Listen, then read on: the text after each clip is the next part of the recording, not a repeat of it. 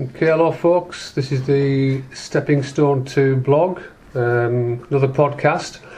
It's the 13th of the 6th, 2018, and not, like I said the other week, where it was 1918. But I think you deleted that, didn't you? I did, I managed to get it out. That's okay, yeah. I actually gave a date that was at the end of the First World War. Yeah, but we resolved all our problems by then, so that was alright, and we won the war as well. So today we're going to follow on with the personal image side and the anxieties that can cause, the problems it can cause, and how people, whether they're in the service or not, just living everyday lives, how they cope with that anxiety and depression. Yeah, I mean the two, I feel, are in the same brackets, but each one is slightly different in certain ways. Yeah, I mean depression, for instance, can render someone unable to get out of bed in the morning, just stay there all day, close the curtains, pull the telephone out.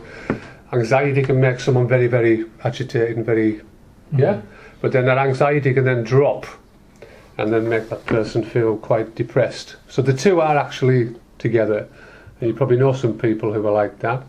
It's called bipolar now, I think. It used to be manic depression, where you're either up there or down there, sick of everything, and you know that's now called bipolar.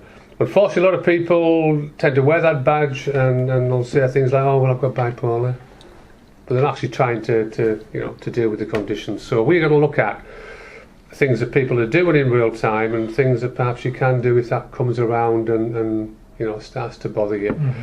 Jennifer, I know you have a long period, because you mentioned it before, where you feel quite tearful sometimes. Last time we talked about this, you talked about sometimes you sat in the house and you felt a bit weepy. Yeah. Yeah? That is symptomatic of depression. Yeah. Because the emotion becomes too much, but you're trying to hold it in, and yet sometimes it comes out and you can't control it.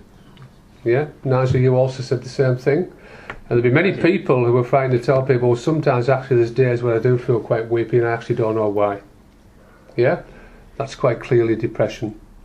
From that depression will come anxiety, because you don't really want to face anybody.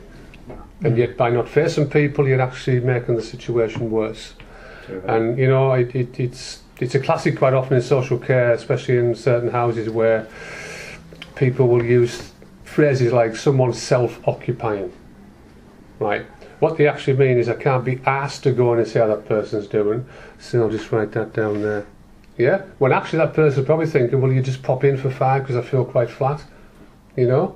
And I know that Nadia does that, because when she's working with Gary, it's almost like, yeah! Same with Keith and Tony and etc. And that's crucial in social care, and definitely in the field of depression and anxiety.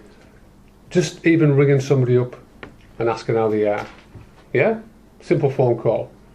Because quite often with this condition, people suffer in silence, because it still isn't recognised as an illness, but it actually is. Yeah? So, I'm going to bring in Mark and Nigel. Not literally bring in, because you actually sit next to me, but just to clear things up. So, Mark, today you're having quite a bad day with your anxiety. Yeah. Nigel, you've had similar. Yes, I have. Now, you recently went out on a little trip. Yeah. Do you want to tell the listeners what? Went to Ambleside. We had dinner, and the bus broke down. The bus broke down. I think that was the kind of like the highlight of your day, wasn't it? The bus broke down. And when the bus broke down, they both got depressed and anxious. I went for lunch. But Just went for lunch, yeah. But what was the whole motivation for you two going out for the day? Just spend time with friends. Spend time with a friend. And going somewhere. And what was it designed to help? The anxiety. Yeah. And Anxiety. And do you think, I mean, there is a reverse of this, because Nigel knows, do you think that time spent with a friend having lunch in a nice area, which it actually is, that wasn't a plug for the Lake District, by the way, if the Lake District National Trust or whatever want to ring me up and chat about it, it's fine. Do you think it helped? Yeah. Yes. Being out in that environment, yeah. So would you promote that as a strategy for coping with your own anxiety? Yeah. Yes. Anybody else? Do you go off for days and have trips with friends just to kind of, relax and chill? Gary? I've done for ages. Yeah, well that's brought a contention on my part, but we'll have a chat about that later on. That should actually be indigenous to your care service.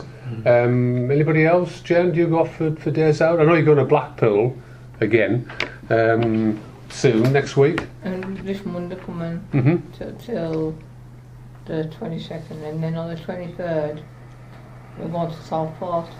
Oh, that's different. We choose the club Mm. on the 23rd. I've been before. We have, and I'm still recovering. So, I'll come back to Mark. Nigel and Mark. So, you're also planning something else coming up? Barry. Yeah.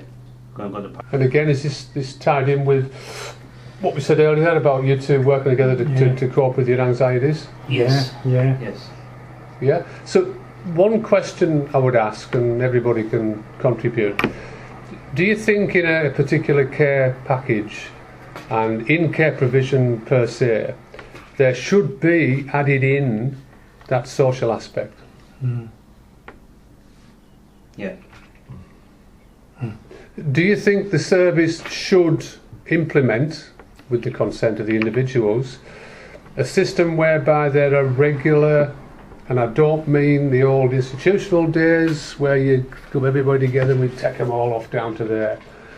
I mean with particular friends that they've made, yeah? And widen their social network. Do you think that should be in place for when people are in houses where the service promotes, well, why don't you go and meet so-and-so? Yeah? It might be you, Gary, because you've talked quite a number of times about meeting people you used to know. Oh, yeah. Yeah. I think, personally, that's a quintessential part of a good care package, because that also helps with the problems people are dealing with. If you know on a regular basis you're going to meet some friends, people you know you've got things in common with, you're going to have a good crack, you're going to feel better about yourself. Yeah. Yeah? So that, I feel, should be promoted within any care package. And it should ensure that person isn't just living a very isolated life and then only do something when something's planned with staff. Yeah? There should be things in place whereby people have that autonomy, that choice to go and meet the mate for a cuppa. Yeah? Yeah, they should. And not always have a member of staff sitting over them, because that's something else I don't like either. So, we've looked at going out, haven't we, with you two. What other things can you do that would help to relieve anxiety and depression that you can do and the staff can do with you? What other things could be put in place in this care package? Go on holiday with Mark and Nigel. Can they do that on their own? Go on holiday somewhere? Well, I mean, these are things that can be looked at. There's no one's going to say no.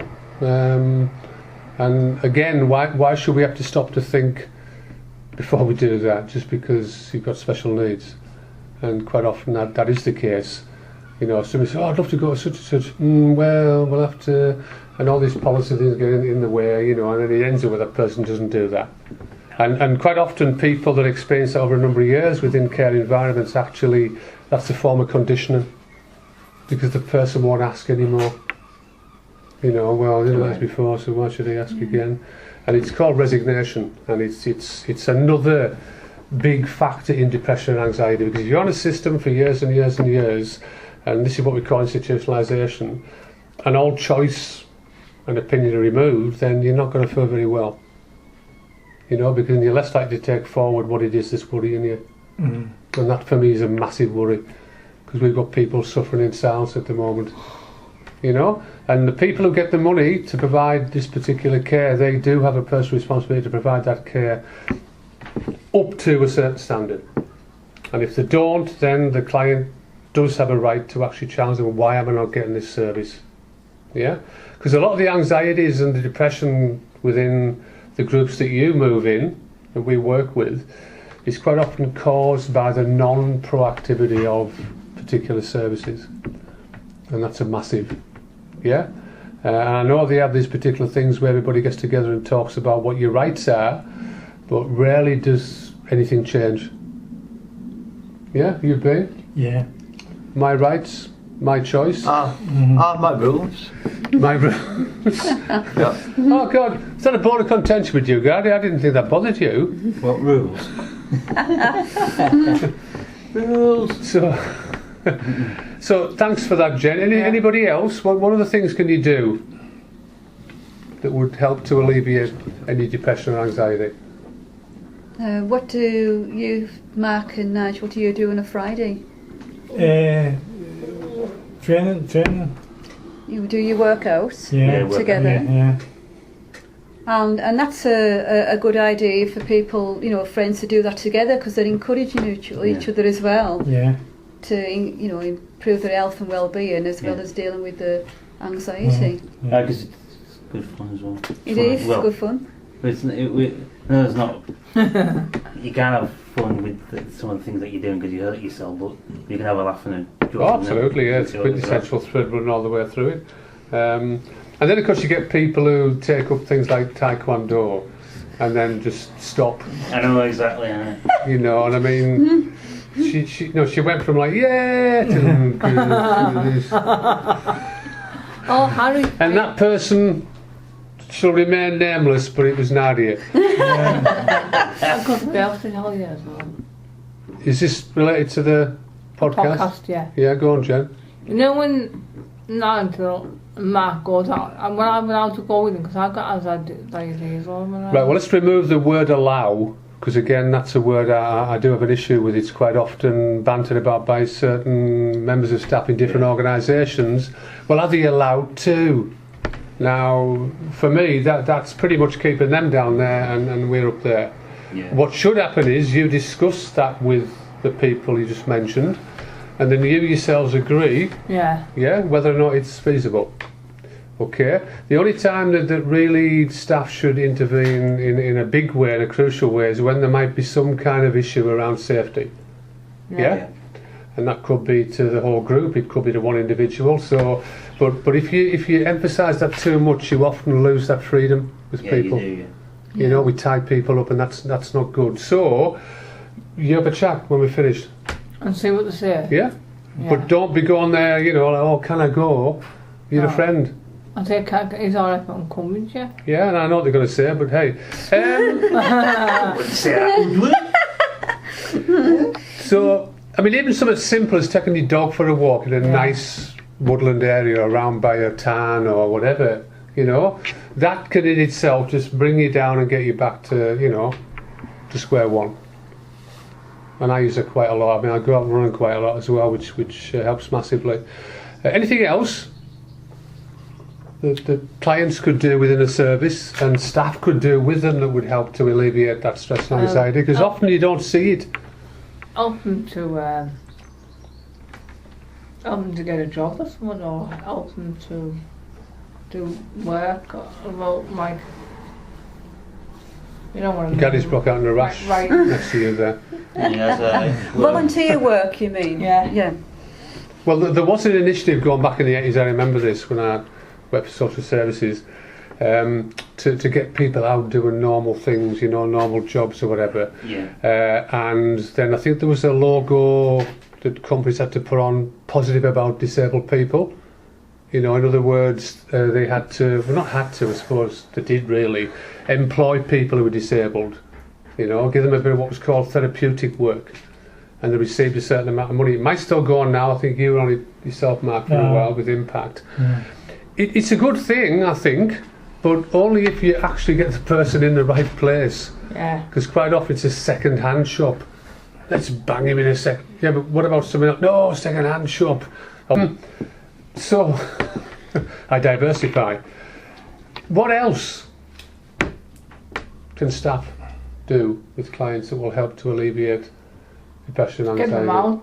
Get them out. Get them out. That's a classic. It is a classic, yeah. To go out. You somewhere. suffer with that. Jacqueline suffer with that. Tell you what, Has the British Heart Foundation shut down? it will do in a minute. Right? Get them out to do something. It's good for them. Right?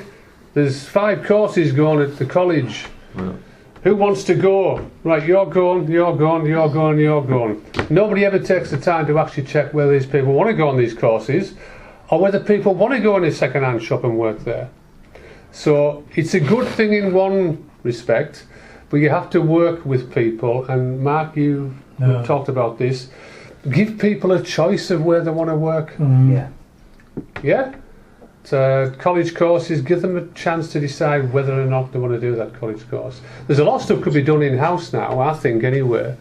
I know Nadia and myself and Steve were talking about that. We actually would do work with people in the flats, you know, not everybody obviously, but, you know, do some art with Gary on a particular day, you know, rather than shipping them off all the time. But there were certain ones you enjoyed. yeah. Yeah, and again, that should be fed back into the care plan, that Gary actually likes that area, and then when you do come to look for something else, that's the area you'll start with. Yeah, when you know what people like to do. Mark and Nigel, where were we? Doing something to alleviate the anxiety and stuff. Yeah, so Mark, you worked for Impact? Yeah, Yeah? Did that alleviate your stress or make it worse? I was bullying that. So that made it worse. I tell you what, let's leave him there for 3 years. That's good. That'll help your anxiety, Mark. Too right. You can keep that on if you want, I don't care. Well, alleviate is No, the other bullying. influence. Oh God, I'm being so radical on this podcast, aren't I? It's a shame Steve wasn't here, because we could both be radical then. Right, what else would you do? Say, let's talk about staff that work in your service. What could you do with staff that would help you to have a good day? Because I've often thought about this. I've often thought about the night before a member of staff comes on, because this is like a kind of alien world to me. I've never been in that situation where I'm at the behest of somebody else. So I'm in bed and I'm thinking, I wonder who this person's going to be. Because in the old days you never knew who was going to be on with you. But now people know, which actually could be worse. Because if you don't like that person, you think, oh God, I'm going to work with them now. So this person's going to be coming on shift and you don't know who they are. And then they turn up. What happens? Tell me. Because you're a recipient of a service. The member of staff comes on duty. Lose my temper. Lose your temper. Depends who it is, Gary. Pen to it, yeah. It does pretty much depend who it is. Oh, it and does, that's how your day's going to go, isn't it? Yeah. Now, I'll bet you the money that when Gary knew Nadia was going to be on today, right, he looked forward to the day. Did I? Now, that's not rocket science, is it? Oh, no. And I know I've had this argument before where people talk about not matching people up with people. They have to work with everybody. Wait a minute. Would you go into a pub you don't like and don't get on with people? You wouldn't, would you? No. And yet we force people with complex needs into those situations. That's detrimental. It causes anxiety, it causes depression and all kinds of health problems, doesn't it? Yeah. So what could you do then in that situation when you're not happy about someone coming on shift with you? Hide.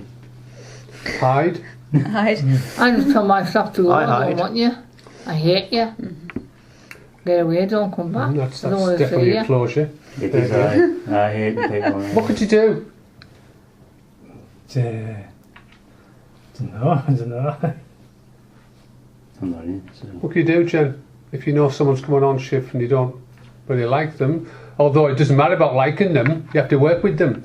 I just say, go away, I don't want you back in my house. Get away and don't see your ugly face on this path again as I'll push you down that bloody road. So get down it. That's the inflammatory version. Just tell her to go if you don't want to see her.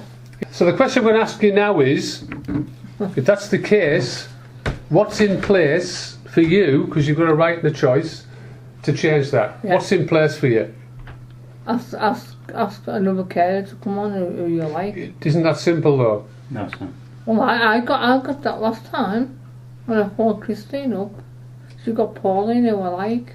Because that's the only person I like on shift. I mean, you can't always get that person. It doesn't always happen. And I'm not saying that you know, you have to be with someone all the time, because sometimes those people have time off and that's... you No, know. I don't get 24 an hour anyway, 'cause I don't need it. What can you do? What's in place in services to deal with that? Okay, I'll give you two options here. Okay, you've got members of staff that when you join the service, and again bear in mind that not every member of staff is going to be there forever. You spend time with these members of staff, getting to know them, yeah, getting a feel for how you both work together, and for the staff as well with the client, because that's often forgotten. Or you've got the other side where you're told that you have to work with them, whether you like them or not. Which of those two options is the most positive one for any service? The one where you're given time to build a relationship with that member of staff, or you're told put up with it? Well, I was told I had to put up with it. So I just walked out and didn't come back till she went. When she locked the door and put the key through the door, and I couldn't get in. I forgot to take the spare key with us. So I had to phone the police to let us in, and he had to fix the door back. Thank you, Jen. So obviously we've gone for the wrong side.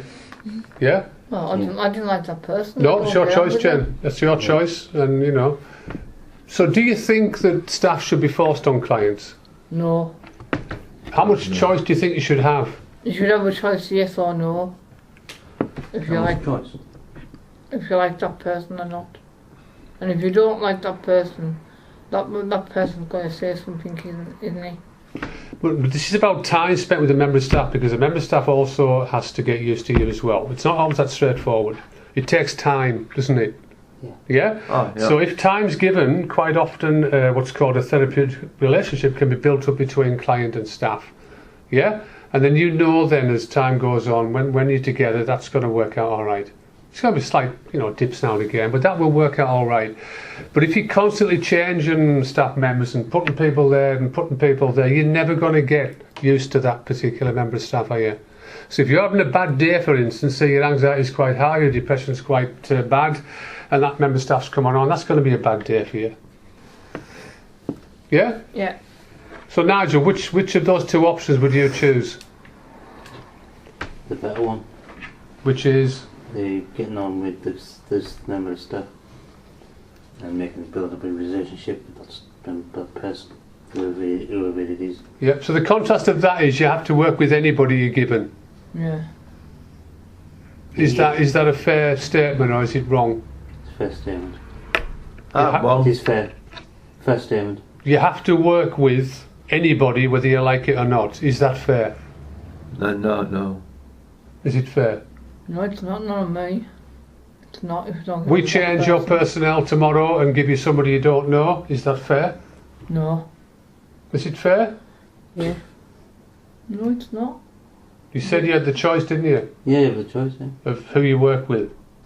So the other side is you're given anybody at all and you're told you have to work with them. We have to get on with them. That's not fair, is it? No. We have to. Because if nobody else, well, you've got to. You've got to work with them. That's in say perhaps. Well, I don't know, because I have friends who help me, but. Yeah, we all know there has to be changes sometimes because members of staff have to have time off, that's fine, or members of staff leave. But when that member of staff's left that's had a good relationship with the client, yeah, the service should ensure that the next member of staff that's going to work with them, you allow them time to get to know them. Yeah. If they feel comfortable, they regularly monitor that. Yeah? And we know it's not an ideal world, but it would reduce a lot of stress and anxiety for clients. You'd have better working relationships. Like you say about staff numbers and that, would it not be better to have a team of people working with one person? Core groups. Yeah, so that you have a small number of staff members that you get to know. So if one isn't available, another one is going to be available, so you have a small group of people that work with you all the time. Yeah, I mean, in the surgeries I worked in for years, that's pretty much how it was set up. You got a core team of people, and Nadia remembers this, that you knew got on well with that client, and you knew that if one wasn't there, the other one would pick up where that person had left off, and that I thought worked really well, you know. But there's a belief now that everybody has to work with everybody, and in the real world that doesn't work, you know, and all kinds of problems are starting to occur all over the place. I see it in different places. So for me personally, if it's my service, you will get the time to spend with that member of staff to see how the relationship works. Yeah? And I don't mean where you suddenly decide you don't like them. That's arrogance. There's no room for that. You know, the member staff isn't there to be belittled or there to be your servant. Yeah, this is a reciprocal situation where you both work together as best you can. And if after a number of weeks it's not working, then we'll change the system. Yeah. So I'm just going to go around the table, not literally, and I just want one thing that you believe you do or like to do when you're feeling quite depressed or anxious. Yeah? I'm going to go around. Obviously, Mark, you like to sit on the floor when you're anxious, so we needn't ask you. Yeah. Nigel, when you're feeling quite stressed and anxious, what would you like to do? Listen to music. Listen to music? That's quite a common one. You do that as well, don't you? Yeah, I do. Yeah. Lucy Lou, what do you like to do when you feel a little bit down? Like to colour? Mm-hmm. Yeah, even though the big bad witch here stopped you earlier. Only for now. Go back to it. Jennifer, what do you like to do when you feel a bit flat or a bit low? What things do you really like to do? I like my friend who used to go to church with us. Sometimes I phone her when I get lonely. Uh-huh. I don't like doing this on my own. I said, no, I'll go on bus, I'll go to Carlisle. I'll go out. I'm not going back to that carer. We mentioned... I know that when that carer was on, I did go to Carlisle, I took her right away from her. I said, no, I'm not in. Yeah, I know it's difficult. I know it's difficult for you, Jen, and I don't like them. I do support you in that, but I don't. Obviously, I can't get involved in that because I'm not part of your service. I did contrast that earlier with Nigel when we talked about going out. Stopping in too much can be detrimental when you're feeling anxious or stressed or depressed. But on the other side of that is you're taking out your anxiety and you're going out and actually you're not dealing with it. So I know you do, Jen. You're constantly out because you don't want to sit on your own. Yeah. Now that should by now have been worked with. It hasn't been dealt with it. Yeah, well, we'll input where we can. Nigel, you obviously have been lucky in that respect because you've got the self and Trey who work in your service. Yeah. And you actually get that input. I do, yeah. Yeah. So just bear in mind that running away from your house all the time isn't necessarily going to solve it because you've got to go back there at some point, right? Gary, what things or thing do you like to do? And I know what's going to come here. When you're feeling a bit flat and a bit low, what do you like to do? I take TV programs, movies, and draw, and watch DVDs, and sometimes play with CDs, and sometimes I do DVD covers sometimes. And you said you want double wristed, didn't you? Ah, yeah. You have to bring it in at some point. Let's have a look at it. So you've actually, I think, Gary, although it's been difficult for quite a while for you now, you've been pretty good at putting things in place to help you, haven't you? Ah, yeah. Yeah. Now, when you get members of staff on like Nadia, does that enable you to come out of your flat and have a crack? Ah, yeah. Do you find that helps with, you know? I sometimes got and have some tea. Yeah, you do. Yeah. You have a couple with us, Yeah. don't you? Yeah. See how I did that? What? She's on the podcast. Yeah. Oh, yeah. And we're not, You've done that deliberately. I want 200 scripts.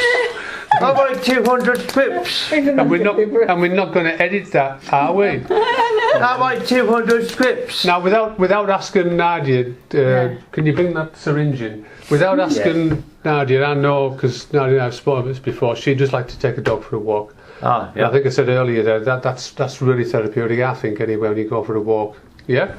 I like going shopping with the people that like to be with. Yeah, you have good fun. Yeah. Stand up. Yeah. Yep. Harry, if you want my services, would you help me out? I'd have to think about that. I don't say things like that, Harry. I know you would help me because it's lots and lots. Jane, I'll take you tomorrow, my dear. Trey. I have quite a few things, and I think we've mentioned them before. One of the things I do enjoy is doing things with my friends and people I enjoy spending time with. Then the imaginary ones. Yeah, those ones as well. You got your friend? No, Do you- well, do I you might do- have. Do you do colouring, Tracy? Do you do colouring when you're lonely? When I'm on my own, I like to do colour work because it's very good focus and that helps relax. Yeah. If you have something that's very detailed, it takes a long time to think about, it does help me relax. Yeah. I love doing the workout on a Friday.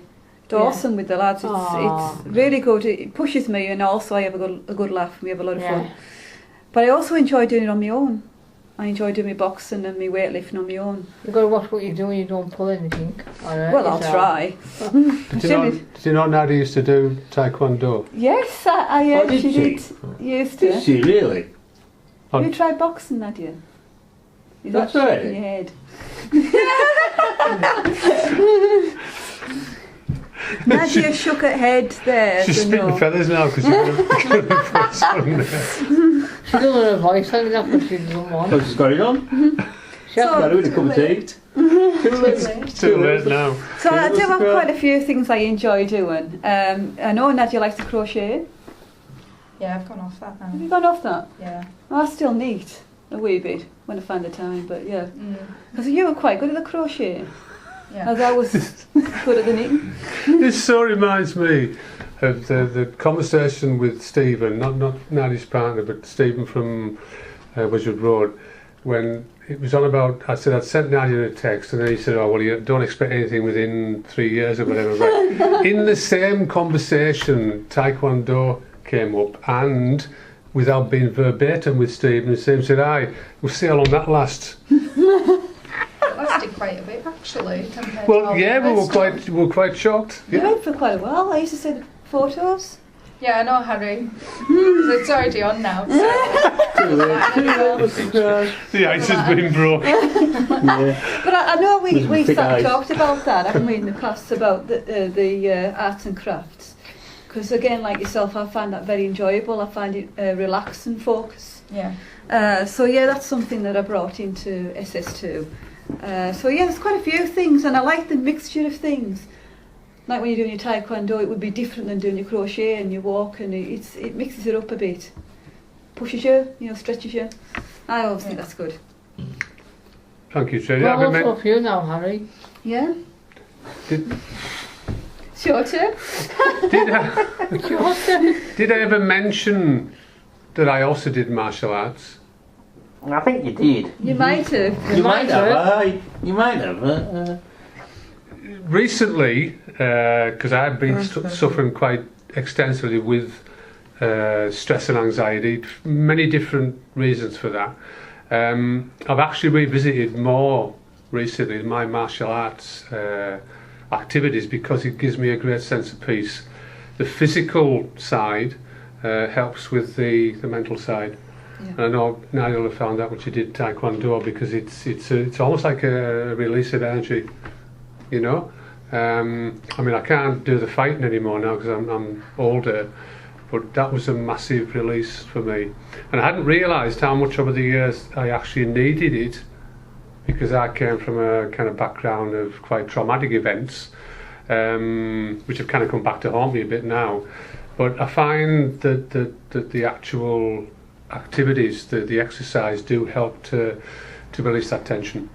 So I have gone back to that big time now, unlike Nadia, who's left big time now.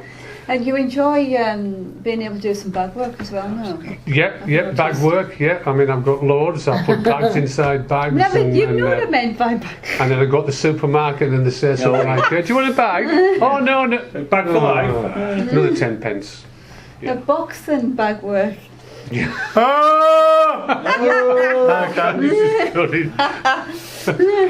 I would definitely advocate bag work to anybody who's listening to this podcast now. If they're feeling quite stressed and anxious, join a gym somewhere that does that kind of stuff and go for it, because it really does help. Yeah? I also run, cycle, read, Yep. all the usual boring stuff that people say. I like to listen to music as well. Weightlifting. Weightlifting, I do that as well. In fact, I do so much I get stressed doing it. I don't think there's anybody Mark. Mark? Well, Over to Mark now, who's on the floor. right. What things do you do, Mark, to help you relax? Listen to music. Listen to music? Yeah. Mm-hmm. Sometimes do a bit drawing. Yeah. Yeah.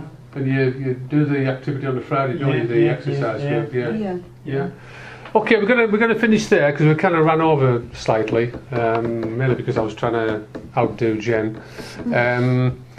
Thanks for that, folks. That was really good. We've actually got Nadia now on the podcast. Stephen didn't fight, kicking and screaming. He actually came to the table and talked, didn't he? Yeah, Did you? You know, he didn't need to be coerced and kind of tricked into talking. But I'm pleased we've got Nadia on the podcast now. So that's a wrap. Thanks, everybody.